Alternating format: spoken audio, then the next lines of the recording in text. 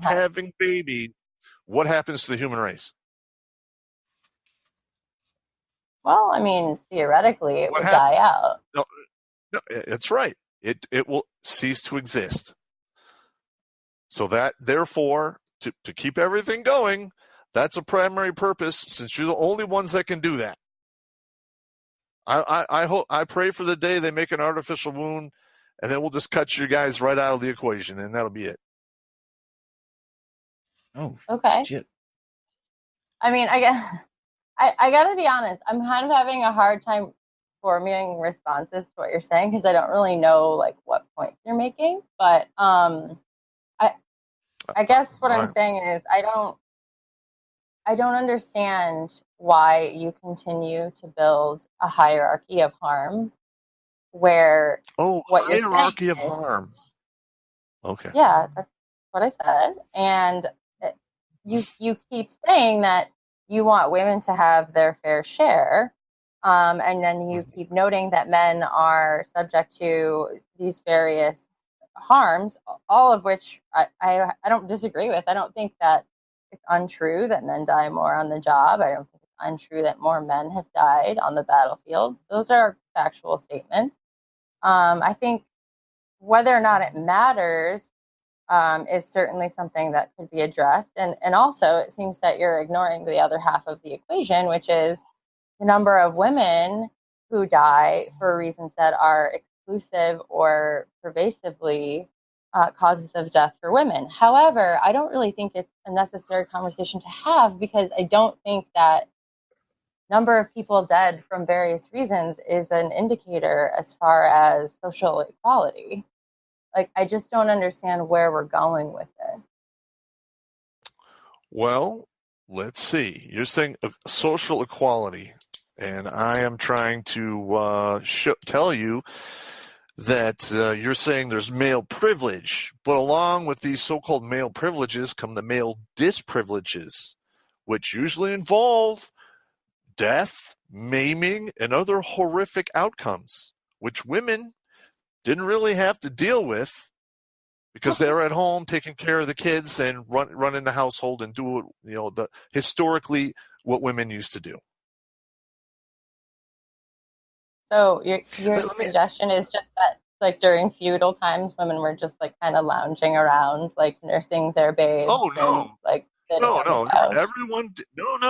Everyone had their role, and they played their role, including being raped, really murdered, good. Like we're here right now.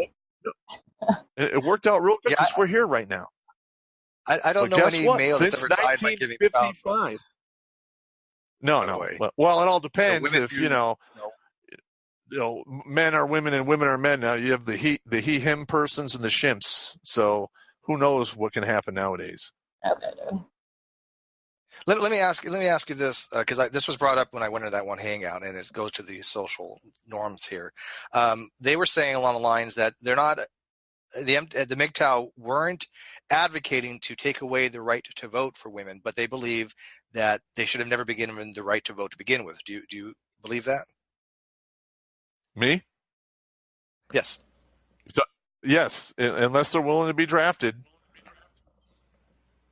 Then no, they should. They're getting that for free. And if you're a dude and you don't sign up for the selective service at 18, you're looking down the barrel of a felony. And then you can't apply for any federal jobs. Well, unless you join the military, you don't have to. But I mean, is that the contingent thing that to be given the right to vote that you have to register for selective service? Because I don't remember that being a condition in the 19th Amendment. Correct? You're just advocating that it should be, right? No. I believe that it is a crime to not sign up for selective service. Right, but I mean, what I'm asking you is, you are saying that it should be a contingent upon selective service if somebody is given the right to vote or not, and then it would include women. Yeah, I would agree with that. Okay, Emrazz, what do you think about that? That women shouldn't be given the right to vote unless they because I don't see how that's a right at that point. Yeah, well, liberty. I mean, I think there's kind of a micro response to this and a macro response. The micro response is that, again, women have lobbied for the ability to sign up for selective service as part of their lobby to be allowed combat positions in the military. And they were denied that ability by a Congress that is 80% male. So to say that women are not signing up for selective service because they don't want to is a mischaracterization. It's just not true. If I wanted to sign up for selective service, I am not legally allowed to. So that doesn't seem like a reasonable stipulation as far as my voting rights if I am not legally permitted to do what you're telling me I should be doing. So that's the micro. The macro is what is the societal good that you feel is being provided by signing up for selective service that justifies the right to vote that is not being achieved if you don't sign up for selective service? Well, if you are writing a check to the government up to that could include your very life and soul, you probably have more of a stake in regards to what you're voting for. Let's see. Okay, so if the case is that risking your life for the benefit of the greater good or the country is what justifies the ability to vote, then what would you say to your own mother and every other woman who went through childbirth to create every citizen of this country? Have they not also put their lives at risk? More so, certainly, than someone who signed up for selective service and never actually was drafted, which is everyone since 19. So we're falling back onto a natural function to justify this. Is that what you're saying? That somehow what I'm saying is that is identical to signing up for the draft. Well, what you said is that what you're saying? Is that what you're saying? Writing a check with your life is what justifies a vote. Correct. And my response was, I'm not legally allowed to be drafted. So if I'm going to sign a check for my life, then I'm going to have to do it somehow else, since I'm legally prohibited from using your route. So if I'm having children, they should make it equal. If you want to vote, you got to have 3 kids. That way you're above the replacement rate. There we go.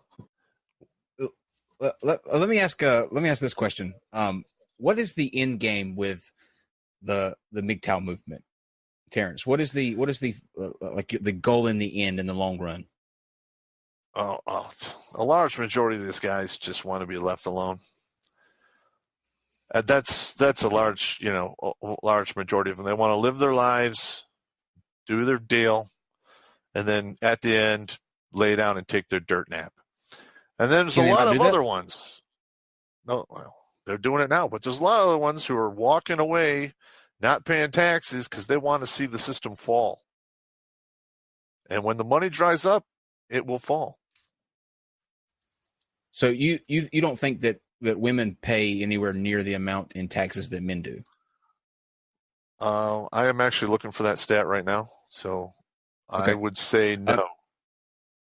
Emrazz, let me ask you a question while we look for that stat, because I am interested to see what the differences are in that, because I don't know myself. But Emrazz, there was a thing on Twitter the other day that got a couple people. It was a heated discussion, and I think it's worth asking here to see where we come up with. But let's say that I believe this was a thought experiment, if I remember reading correctly, but they were talking about having men be on a curfew at 9:30 so that women could come and go at night without fear of being attacked or stalked or something like that. What are your thoughts on that? I would disagree with that. Okay. I don't think that anyone should be subjected to any prohibition or regulation on the basis of their gender. Indeed. Okay. Let me ask something to follow up on that. There was a group of feminists that once advocated that certain things like football. If anybody on that football team was even accused of sexual misconduct in any way, whether they were guilty or not, didn't matter. They were required to write an apology letter. Are you familiar with that, Emrazz? I'm not familiar with that, no. Okay. Would you reject or endorse something along those lines? That if a man is even accused of something along the lines of sexual misconduct, they would have to write an apology letter without any trial, without any evidence or anything of that nature, because that has been advocated by feminists before. And I've talked to MGTOW, the group that I was in, about something along those lines, and they are very much against that. Would you agree that that is something that's not something that a feminist should adopt, that kind of policy? I would reject that. Okay.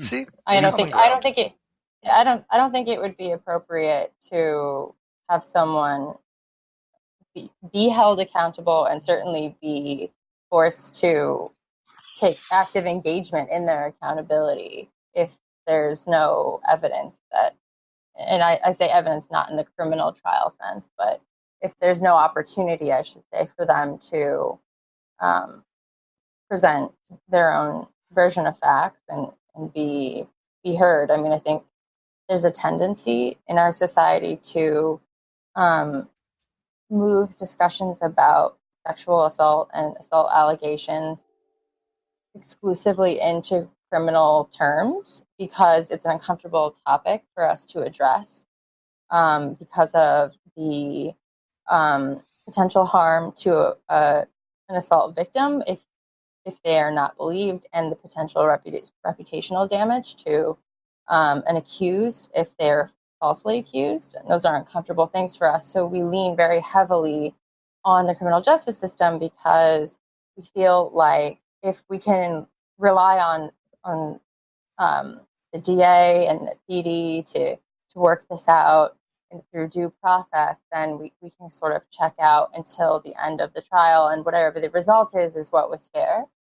And I think in the situation that you're describing, the dynamic is less about whether you should be forcing someone to apologize for something that potentially they didn't do.